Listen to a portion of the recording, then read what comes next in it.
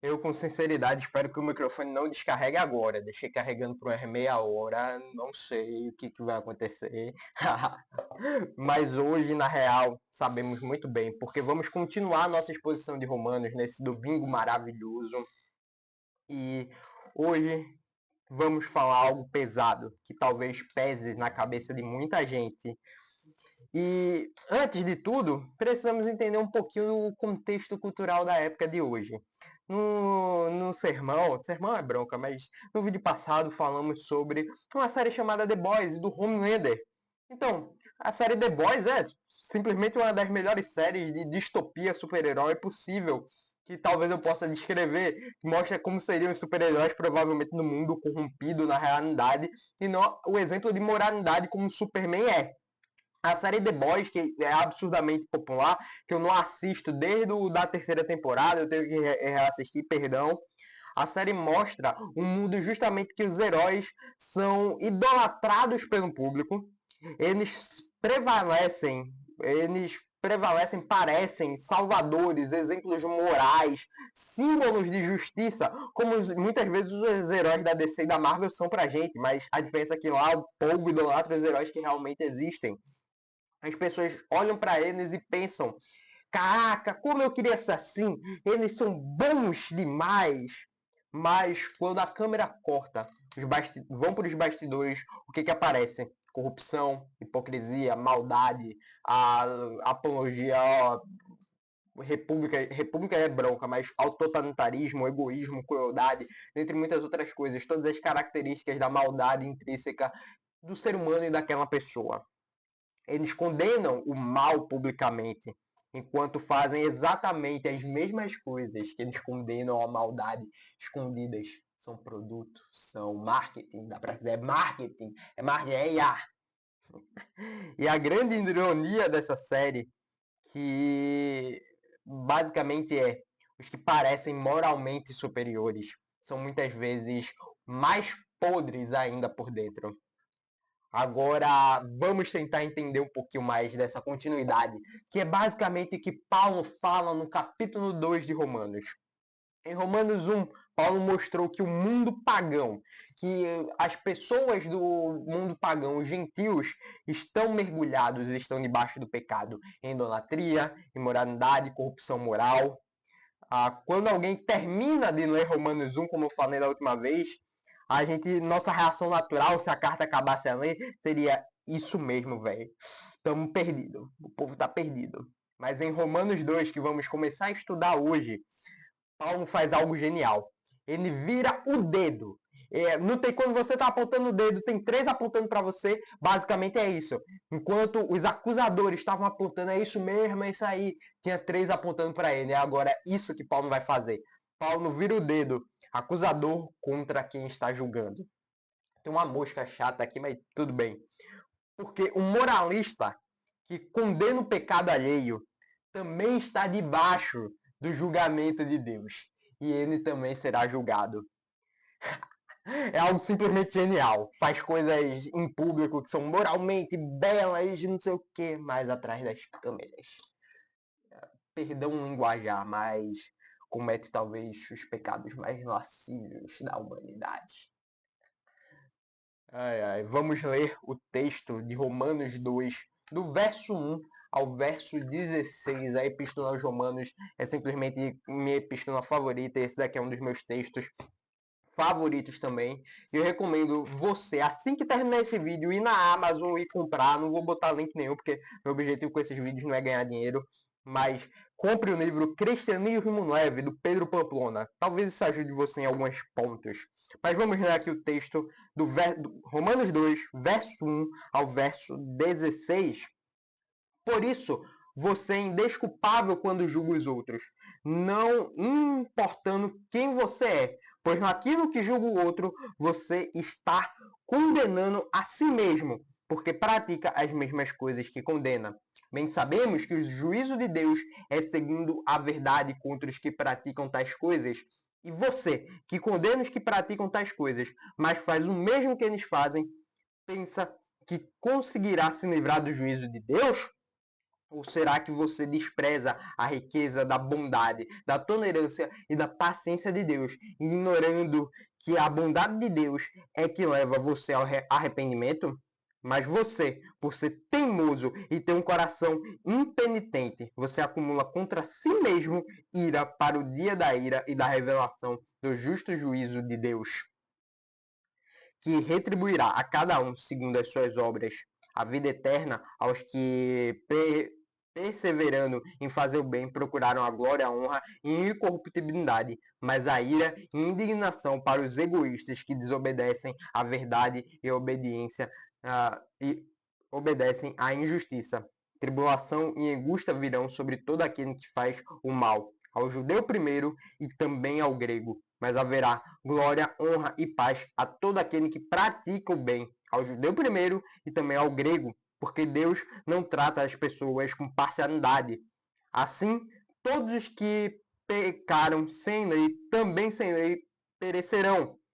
E todos que pecaram sob a lei serão julgados pela lei, porque o justo diante de Deus são aqueles que somente ouvem a lei, mas os que praticam a lei é que serão justificados.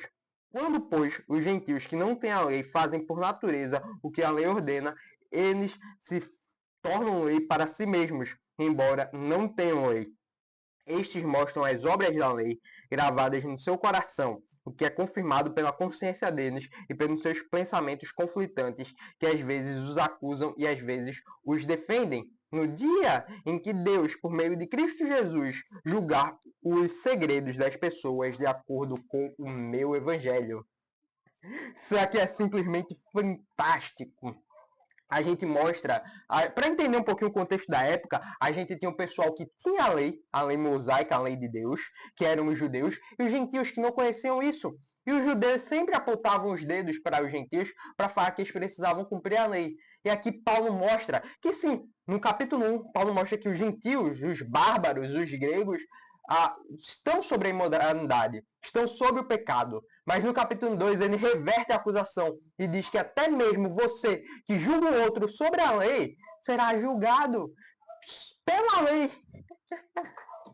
A gente consegue ver isso, ele inverte as coisas e fala: tanto judeu quanto gentil estão sobre o pecado. Cada um será julgado sobre aquilo que fez. Paulo mostra a hipocrisia do julgamento, do verso 1 ao verso 4. Ele fala o seguinte: por isso você é indesculpável quando julga os outros, não importando quem você é, pois naquilo que julga o outro, você está condenando a si mesmo, porque pratica as mesmas coisas que condena. Bem sabemos que o juízo de Deus é segundo a verdade contra os que praticam tais coisas. E você condena os que praticam tais coisas, mas faz o mesmo que eles fazem. Pensa que conseguirá se livrar da ira de Deus?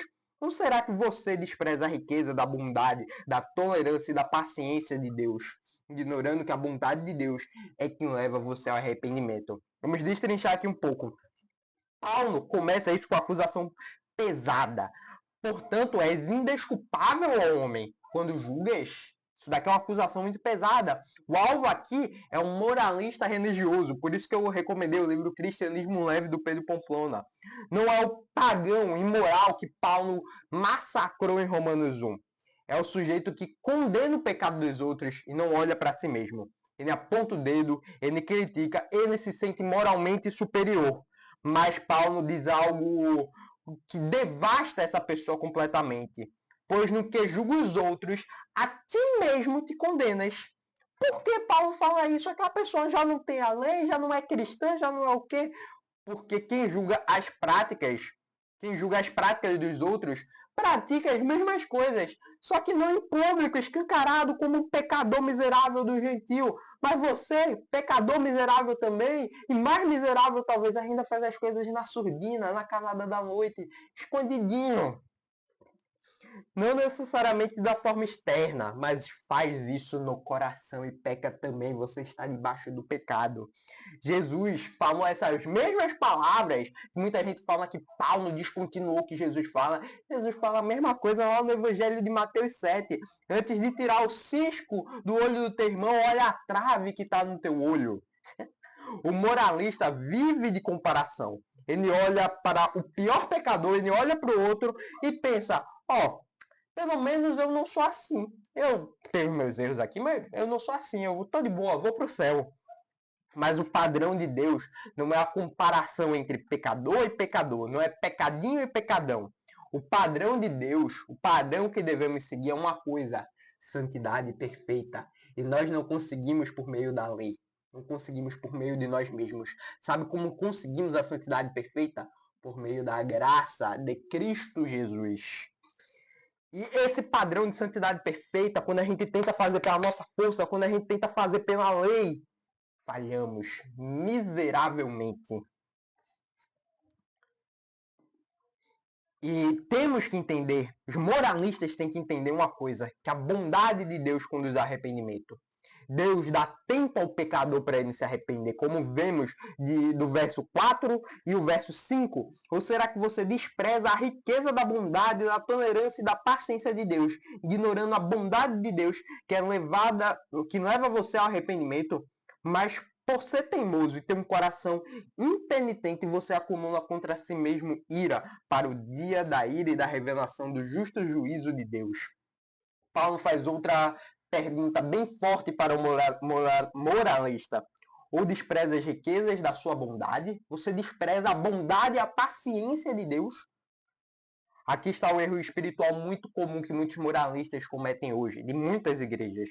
O moralista olha para a própria vida e pensa: Deus não me julgou, minha vida está indo bem, tá tudo certo, Deus não me condenou, tá tudo certo. Mas a gente já viu que às vezes o maior castigo de Deus no outro vídeo é o abandono. Mas aí a gente pensa, Deus não me condenou ainda, tá tudo certo.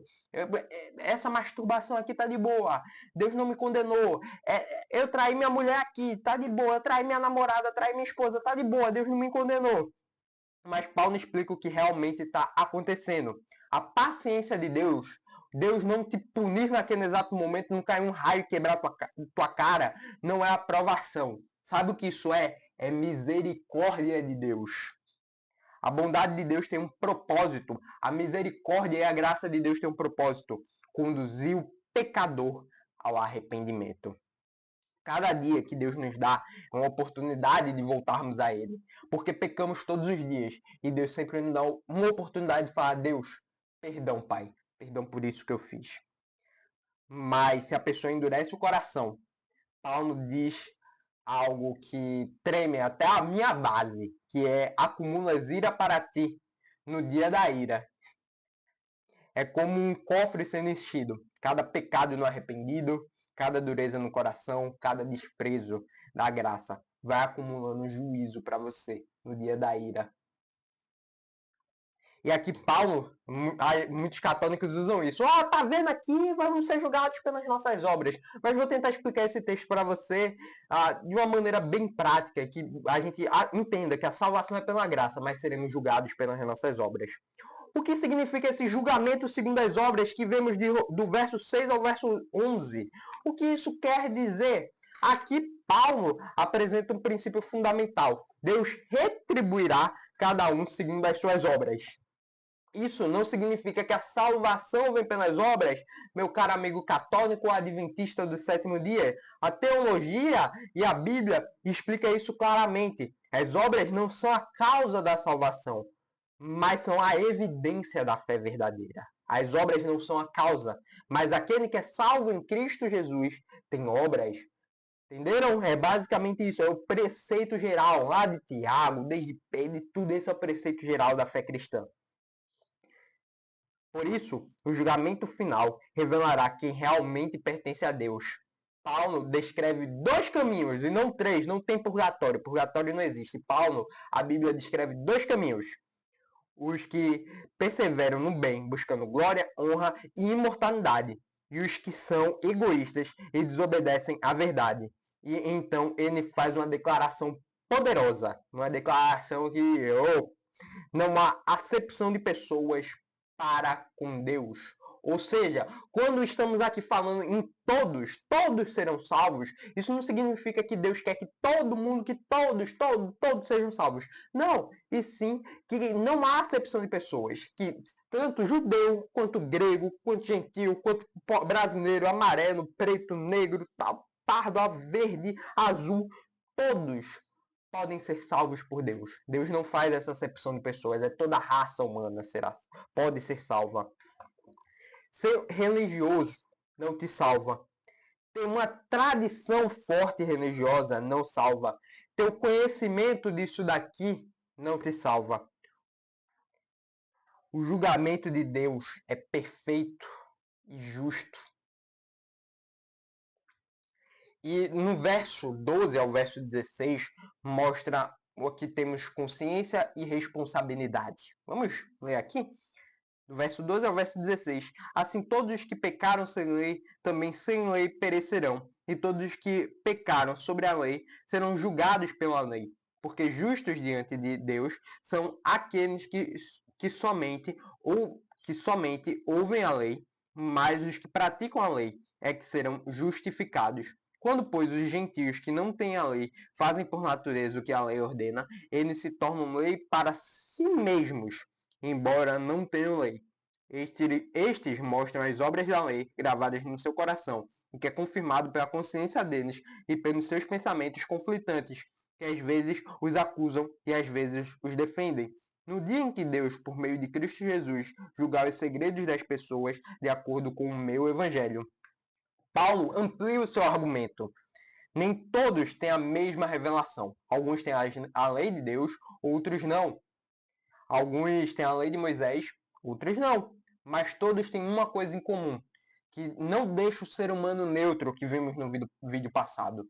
Todos têm consciência que Deus coloca no coração deles, que Deus se demonstra pelas belezas da natureza. O ser humano não é, como que eu posso dizer, não é impune, não é neutro. Deus escreve os princípios morais, Deus escreve os seus princípios no coração do homem. Por isso, até as pessoas sem a Bíblia normalmente sabem que mentir é errado, sabem que matar é errado, sabem que roubar é errado. Uma sociedade sem Bíblia, sem Cristo, pode ser constituída por essas leis, porque são impressas no coração do homem. A consciência funciona como um tribunal interno do ser humano. Às vezes ela acusa, às vezes ela defende. Mas no final, diz Paulo, Deus julgará os segredos dos homens. Note isso, não são apenas ações que serão julgadas, mas os segredos, as motivações, pensamentos, intenções. Nada fica escondido diante de Deus. Até mesmo essa série de vídeos. Se Deus ver no meu coração que é para ganhar dinheiro, que é para ganhar fama, eu serei julgado por isso. Se você pregando o evangelho, indo para os evangelismos, não for para apresentar Cristo verdadeiramente, mas for para mostrar que está servindo, que é alguma coisa por interesse próprio, será julgado por isso, porque é um segredo do seu coração. Todos serão julgados. Essa é a maravilha do evangelho. Então, temos algumas aplicações para hoje. Nós temos que parar de medir a nossa vida e comparar com os outros pecadores. Nosso padrão não é pecador com pecador. Nosso padrão é a santidade perfeita de Deus. Nosso padrão não é o nosso vizinho, mas é a santidade perfeita de Deus. Deus te chama para ser transformado pela graça, para você buscar a santidade perfeita e não para se comparar com outro pecador.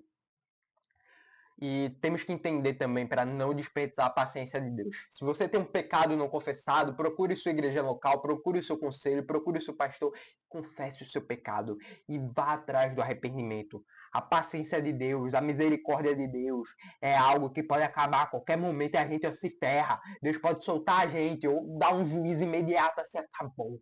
Vamos para o inferno. Vamos para o inferno porque não somos verdadeiramente arrependidos. Se você está vivo hoje, isso é misericórdia de Deus para você pedir perdão pelos pecados que você comete. Cada dia é uma oportunidade de arrependimento. Cada manhã é graça pura de Deus. Mas ignorar a graça é endurecer o coração. Por isso a resposta correta à bondade de Deus é simples. É o arrependimento. Você precisa se voltar para Cristo. Confiar na justiça dele. E no fim das contas, a verdade que a gente leu aqui em Romanos 2 é basicamente uma. O pagão será julgado, aqueles que não acreditam em Deus serão julgados. O religioso será julgado, o moralista será julgado. todos serão julgados, porque todos estão debaixo da maldição do pecado. Mas há uma esperança, há algo que alegra o coração de todos, porque aquele que confia em Cristo Jesus não encontram condenação alguma. Aqueles que têm Cristo Jesus não têm condenação. Vocês entendem como isso é maravilhoso? A justificação não é pela nossa força, mas é pela fé que vem de Deus. E isso é incrível. É exatamente para isso que Paulo está conduzindo a carta de Romanos. Aponta o pecado, aponta a queda humana, mas nos mostra a esperança que veremos mais à frente. Nos mostra a esperança que é Cristo Jesus. E bom, galera, esse foi o vídeo de hoje. Espero que você tenha gostado. Sábado que vem ou domingo que vem, não sei quando vai ter vídeo agora da série, provavelmente domingo. Vamos continuar a nossa exposição de Romanos. Um beijo bem grande e tamo juntasso, galera. Falou, fui e tchau.